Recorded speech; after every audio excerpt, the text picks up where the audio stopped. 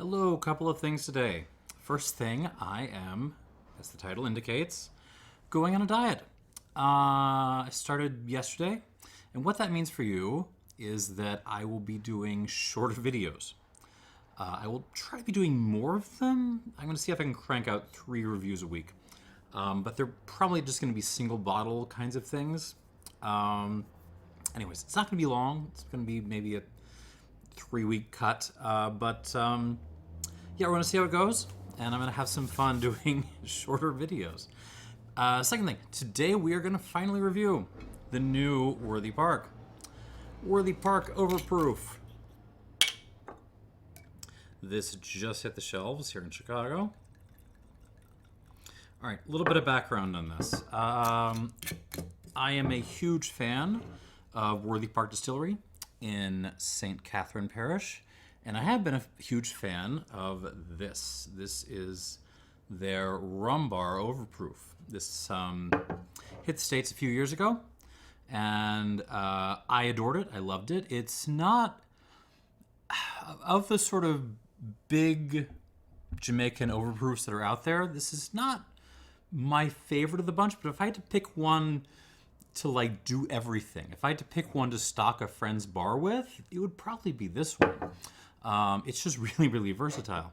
Now, this is not going away in favor of the new Worthy Park Overproof. What it is doing is, so far as I know, going Jamaica exclusive, or at least not American. So, which means it's kind of in the same situation as Charlie's. So what you're gonna have to do if you want some rum bar is book a flight to Montego Bay, and then once you get there, get the hell out of Montego Bay. Go to Portland Parish, go to St. Elizabeth Parish. You've options, just not Montego Bay, for God's sake. And when you're coming back home, hit the duty-free shop, buy yourself some Charlie's, and buy yourself a big old liter bottle of rum bar. Anyway, so the question now is this as good?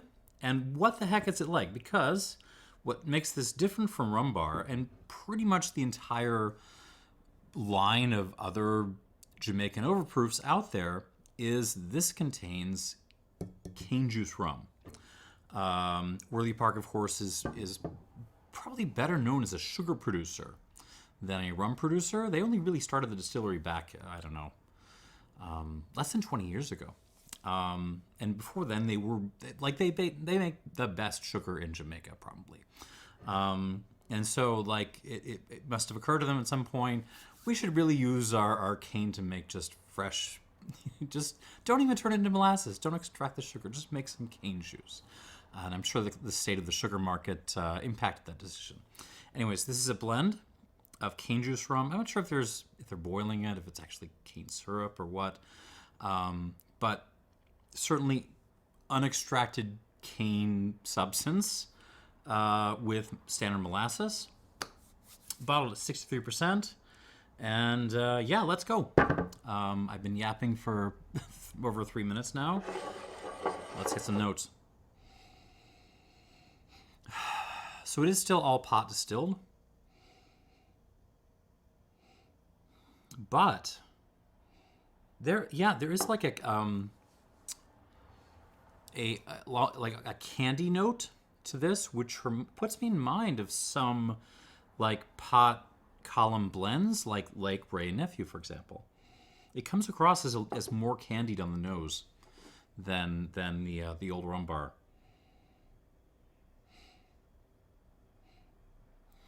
It's funny. It's interesting. It's dense. There's a lot of flavor notes kind of wrapping around each other, and it's tough to kind of untangle. I mean, there's something in this that reminds me a lot of like cane syrup Claren, particularly maybe like Claren Pignon, which I reviewed in the past. Le Rocher too, but less so, more Pignon. So it smells like a wedding cake, like a really high-end, awesome, super luxurious wedding cake that's been made with like olive and fennel, but still like lots of icing and richness.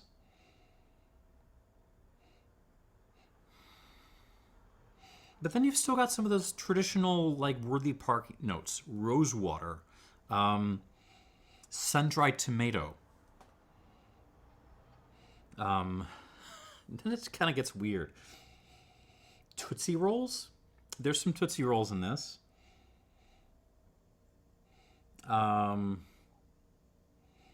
Seawater. Yeah, there's some brininess. And just like, this is a little bit of a Cheetah's note, but it smells like a beauty salon. Like, it smells like shampoo and conditioners and, like, nail stuff.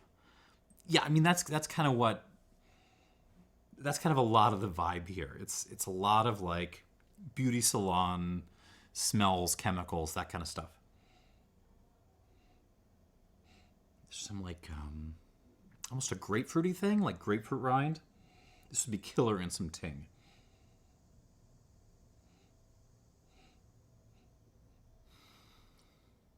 There's maybe like one chicken nugget in this. There's a little bit of like a breaded chicken kind of thing. White pepper.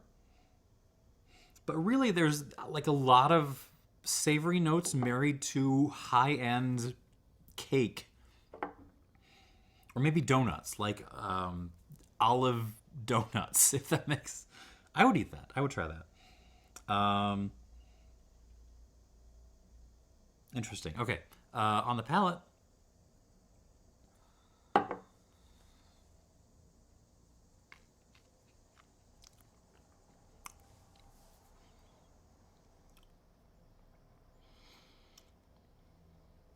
On the palate, much more kind of traditional Worthy Park. Much closer in spirit to the old rum bar. So, rosewater, olive juice, white pepper, fennel, some peppermint, fried green tomatoes. But there's also that kind of like candy element to this.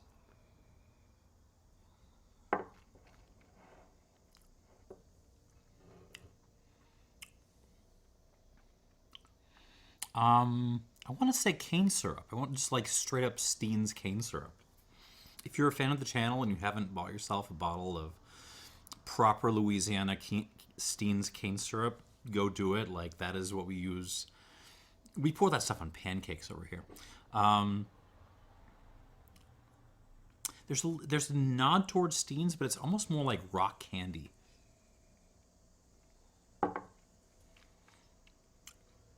It's very, very, very rich. Just huge in the mouth. Just kind of dominates the palate. And no, it's not just the alcohol. This has a lot of character on it. There's some like almost like a lime candy thing. Again, lots of beauty salon stuff. It feels like, you know, like some shampoos and like nail polish remover exploded in my mouth. But nice.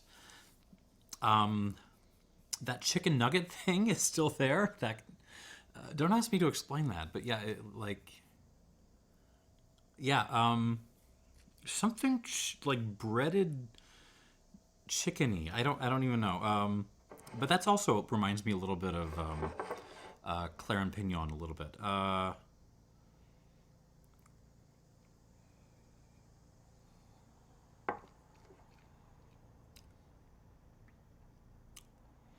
On the palate, yeah. On the palate, it's less cakey. It's more rock candy-esque. But a lot of the flavors otherwise very much kind of in common. All right, let's give this some water and we'll come back to it. All right, so what's the deal with the diet? 3, 4, it'll do at least 5, right?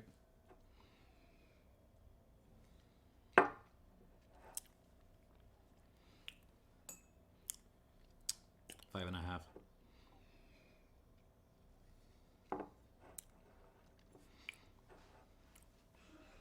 All right, so here is my goal. I haven't really tried to do a diet since, basically since I had my second kid. So I've never tried to like lose any weight well, I've had two small monsters running around the house that I've had to, help take care of. And I wanted to do like a mini cut just to see like if it's possible and what I can learn from the process. Because later on this year, I'm gonna have to do a much more serious cut to fit into a tux for a wedding. And I need to learn what that process is going to look like. So once we're going to do about 3 weeks here, see if I can pull maybe 5 pounds off. So yeah, and the other side of that is it hopefully it'll set me up for more gains in the gym. I can put on a few more numbers before the year's out. And yeah, so just good old-fashioned calorie counting. High protein, because high protein diets seem to help spare lean tissue loss. And yeah, I'm also going to be not super duper low carbing, but a little bit low carbing. And whence our change in formats here, because I don't know if you've ever tried. I mean, well, first of all, like, just alcohol has calories, and I should be consuming less alcohol, like everything else, if I want to lose a little bit of weight. But additionally, I don't know if you've ever tried to do like any drinking at all while low carbing. It's not a good idea. The absorption rate is crazy. And if I tried to do my normal like lineup of 6 different bottlings, I would die. You would see me like get woozy, and I'd have problems. It would not go well. So once we're changing the format for my dieting. All right, that is probably enough time, so let's get back into this. So that's the plan.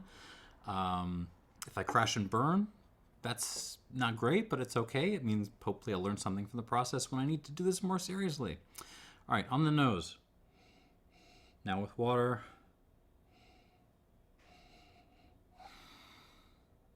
Okay, so first of all, it's the pepper that picks up. There's more white pepper on this. And it's really, okay, so now that the cane syrup thing, I mentioned steams before, that's really taken over on the nose. It's less cake now and more, yeah, like just cane syrup. And panko, the like breadcrumbs that are like super duper dried out.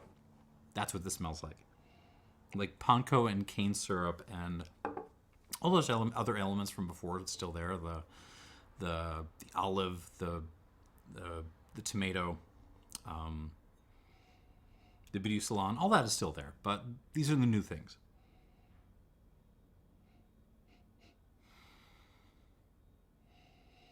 Yeah, that kind of rose watery note is still there. That's what gives away Worthy Park for me. Is that little hint of roses on the palate.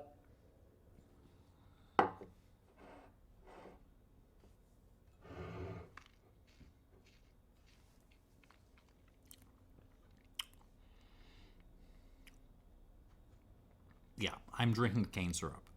That's what I'm doing. I am drinking very, very peppery, olivey, tomatoey, beauty salon-y, rose watery cane syrup.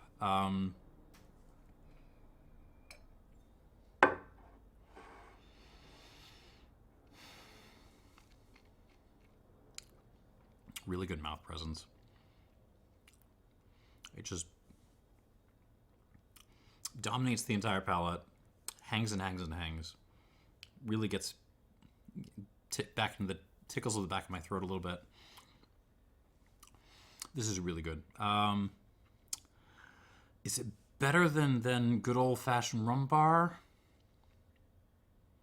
I don't think it is. I think it's about on par. I'm going to call this 87 points. 87 points for the new Worthy Park Overproof. But it's also, like, I'm happy to see that it's kind of a different beast from the old rum bar. Okay, so back when I was playing around with Kanchancharas, I tried throwing rum bar into one, and it was just kind of overwhelming. Not just because of the alcohol, because I added some more water for it, but just the character of it. And I had to cut it with a little bit of, like cane juice rum. This I feel like I could use in much more broad. Yeah, maybe that's a way of thinking about this. This is more leaning the direction of like the Europen, the Blanco, the basic Charonda in the blue bottle. This is kind of like starting from here and approaching that. That is what this is. This is like something you could use on the rail, like more so than you could this. This would work in I think a hair more cocktails. Would I prefer? Gun to my head, I might prefer the rum bar in like a rain ting or something, where I really want the Jamaica element to scream at me. But yeah, I think these are both fantastic. So yeah, 87 points. Go grab it if you see it. And next time you're passing through Jamaica, grab a bottle of rum bar for old time's sake. Thanks for watching, and I guess I'll see you in a few days. Cheers.